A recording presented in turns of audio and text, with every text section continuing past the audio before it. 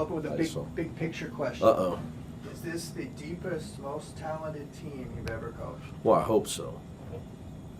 I'm not one of those guys who puts a whole lot in summer workouts. I got a lot of great friends out here.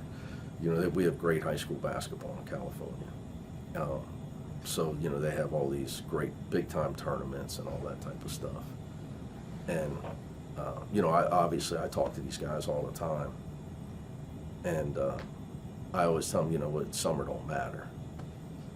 Like, it just doesn't matter. Beating James Harden over there. Yeah. Or like, you know, Tracy and I might have had a small wager on a game that happened in the summer. And then the season happened, and I was right. The team I liked ended up winning the state. My team won the state. They won the state, but they lost that game in the summer. They won 2 in a row. Okay. You know. But yeah, but hey, I lost. You know, I thank God I live by wines of the world. They got everything. But anyway, yeah. So I may have had these guys in the summer. I think, you know, we'll see. But I mean, on paper, I know what you're saying. You got a lot of veteran players. You know, people quote to me their scoring. You got all these guys that average double figures or whatever. I don't look at that much as, you know, I get game experience at the college level.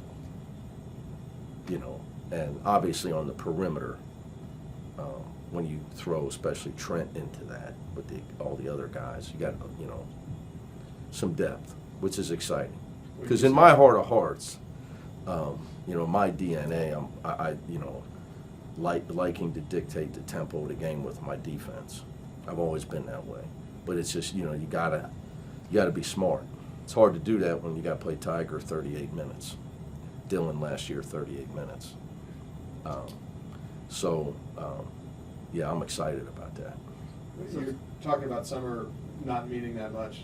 Is it a little different this year when you bring in so many transfers and they're all new? Well, I meant results. You know, people Yeah. play games. Sure. You know, the high schools, they play games in the summer. Sure. And they play tournaments. And to my point, you know, those results can be misleading.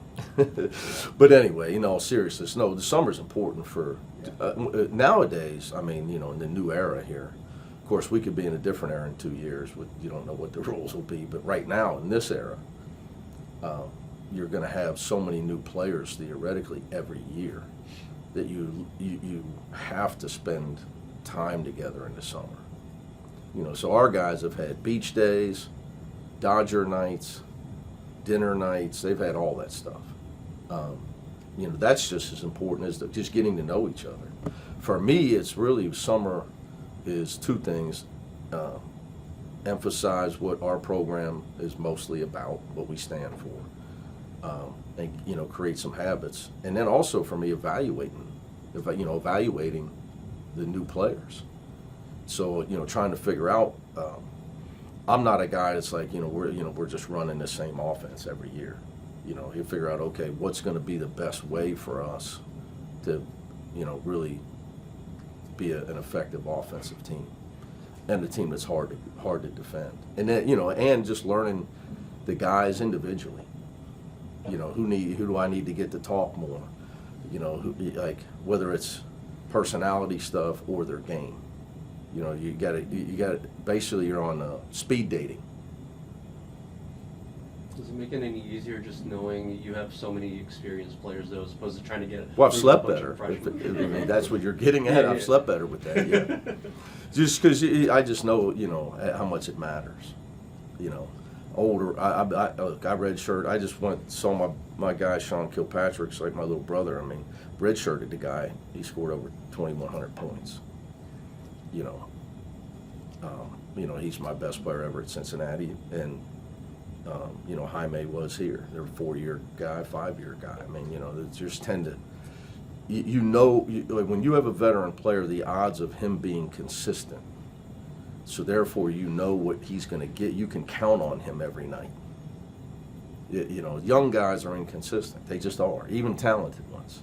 You know, just tell me how many young players impacted the NBA playoffs. It's going to take you a while to answer that one. And I'm not even talking about, you know, there's a few that played. I can tell you who they are. Like Derek Lively was with the Mavericks. But, like, how many guys impacted? the NBA playoffs. Two stylistic questions for you. On offense, do you anticipate going 4 in, 1 out? Well, I think sorry, much 4 out, 1 in. yeah.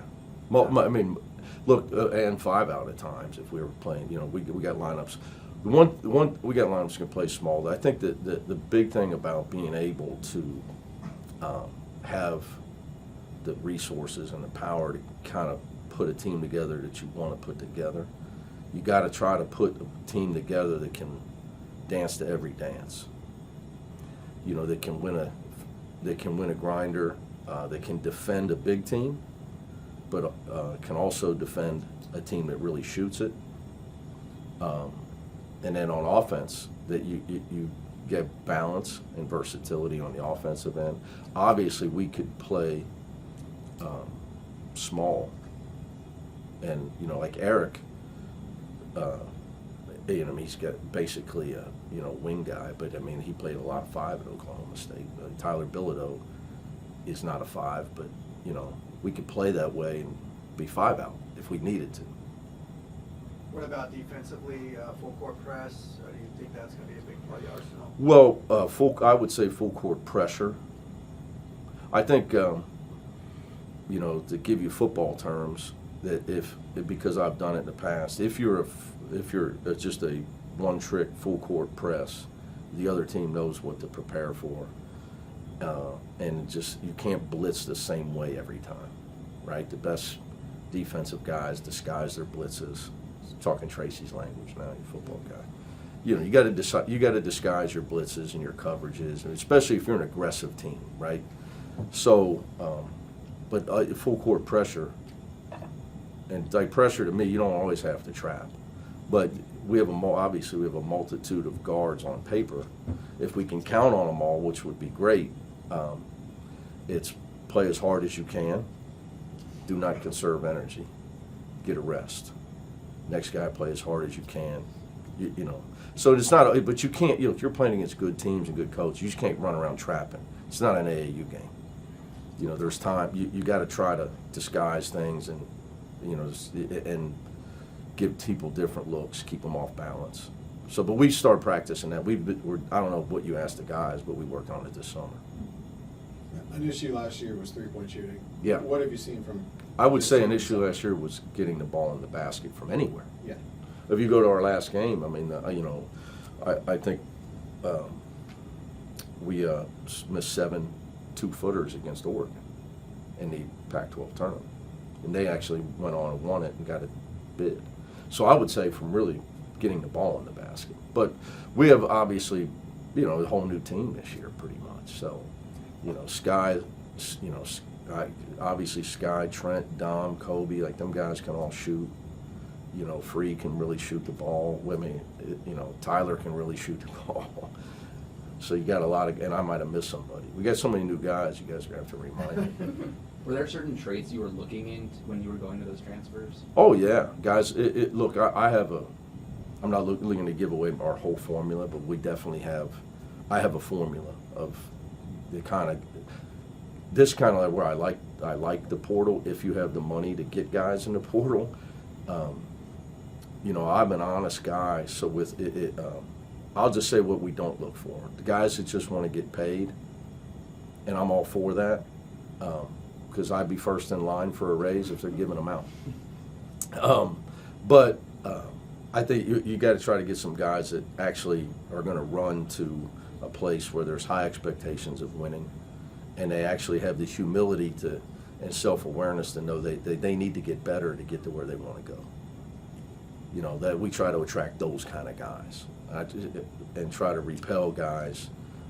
This isn't the place where you like get your money and, you know, you're going to cause problems and not give effort. And I'm going to stand there and, you know, do that. I mean, it's just not going to happen. So, Sky mentioned Trent's defense, you know, as a big factor in his game. Just what have you seen from him on that side of the ball? Yeah, I mean, Trent. Well, yeah. We'll see. It's early. Now, they play all the time against each other. I would say Trent's advantage defensively is for a guard is his size. You know, could he ever get to a point where he's in Kobe Johnson's class? We'll see. because he's in a whole different class. Kobe Johnson's in a whole different class. I mean, he's with Jalen Clark and the best two defenders I've ever been around on the perimeter. Yeah. But Trent has great length. As far as the healthier roster, obviously Sebastian was dealing with the toe last year. How's he doing? And I think I saw a die. It might have been around the summer. Yeah, Dye's probably about a week or so away. He'll start doing stuff today. He had a minor foot thing. Probably been good for him because we just focused on putting muscle on him for the last 6 weeks. Where, you know, with a guy like him, it's hard to put muscle on him when he's practicing. He's burning so many calories. So because he's been out of practice with the minor foot thing, you know, he hasn't burned the calories doing that. So Dave's been able to try to really bulk him up. So you'll see he looks like a different guy. And then Sebastian, his toe, everything's Yeah, it's been knock on wood in his past. You got a lot of guys, a lot of talent. You get the sense that they're all bought in. I mean, you're gonna have talent guys that aren't gonna play a ton of Yeah, minutes. I'll give you know how I am with everything, man. I just tell it like it is. It's not like I didn't put a gun to anybody's head. You know, now obviously you offer guys money, but they could have went other places, and guys that returned could have left. So I mean, it's UCLA. We're getting as many good players as we can because the standard here is to try to hang the 12th banner. You know, I can't, you know, nobody, like around here, people say, oh, when's the question coming out the excitement of the Big Ten? Well, we could win the Big Ten regular season championship, and our fans are not going to care. I mean, you know, they might be happy, but they're really not going to care. You know, when you're here, it's about the NCAA tournament, banners, and that type of thing. So, you know, like, it wasn't like everybody wasn't told, like, hey, this is what it's got to be. You know, we're all about improving you and getting you where you want to go. But here, it's about UCLA basketball. You know, best tradition in college basketball. So, you know, I don't really want to hear about any complaints and all that stuff all year, because you signed up for it. You could have left, or you didn't have to come. So, you know, I'm sure you had maybe a better offer or some more money or something somewhere else. But you get the sense from watching these guys that they're.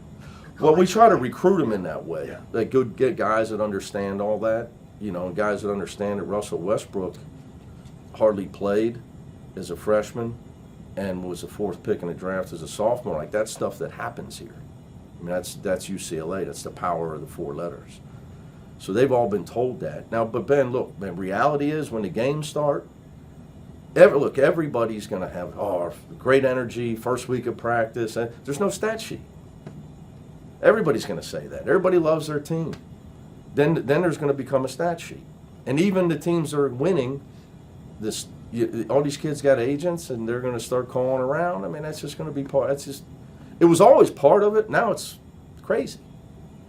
It's crazy. So, but, you know, we try to be honest with everybody up front. So, you know, I would say, though, that we could have 7 or 8 different leading scorers in a game, you know, throughout the season. Bringing in so many new guys, how key, in transitioning them to your style, how key was Lazar Stefanovic? So far this summer, have you seen from him? Yeah, he and I had a meeting yesterday. He's such a mature guy, and he understands. Like, look, and as soon as we got Kobe Johnson, he texted me, Coach, that's a great gift for us. How many guys would do that? Most guys would have called compliance and gotten the portal. You know, but, you know, he wants to win and play in the NCAA. That's why he came here.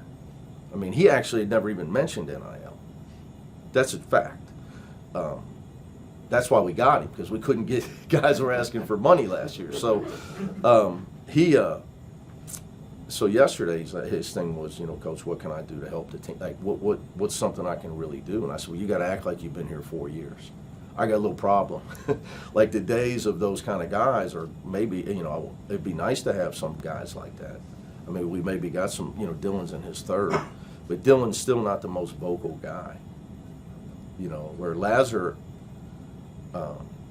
was really the only guy in a comfort zone as a veteran player last year that helped us scrap the, you know, being 5th place in the Pac-12. Just like I told him, we need his voice. I mean, obviously his shooting and his putting the ball in the basket, but just from day one, you can't, because he and I talked about how hard it's going to be for Kobe, even though he's a senior. It's just, he told me, he's like, human nature is you feel like an outsider. Like I asked him last year, like from day one, you got to act like you've been here, but it's like, Coach, it's tough. I don't really know these guys that well, and I haven't been here. So as I'm telling like our older transfer guys, Will, Tyler, Dom, Kobe, Sky, like, but they're, it's the first time they got the jersey on, so it's hard to walk around like this is how we do things when they haven't been here. So he's the guy with that. I've already told all those guys, like, in this era, guys, that's all out the window. Like, it's a whole different game now. You got to have like a pro mentality. You come in as a veteran player. I'm sure Aaron Rodgers didn't walk into the Jets, acting like he didn't, he shouldn't be a leader. But it's easier. The guy's 50 years old. What are the chances now you get someone like Jaime Jaquez, who comes in as a freshman, stays 4 years? Right now, I know it could change. Well, he may be on our team. I mean, Brandon Williams is out there. And then going back to Trent, what was your reaction when you saw he was decommitting and you still had the ability to go get him? Oh, to go get him? Yeah. That my immediate reaction was, we got to get him. I called my friend Dave Rabibo and said, hey, tell Trent we want him. I know this just came out. His phone's probably blowing up. See when he wants to talk. So, hopefully he has an interest. I want to, get with him and his parents as soon as possible. And part of that is I saw 5 Harvard Westlake high school games last year.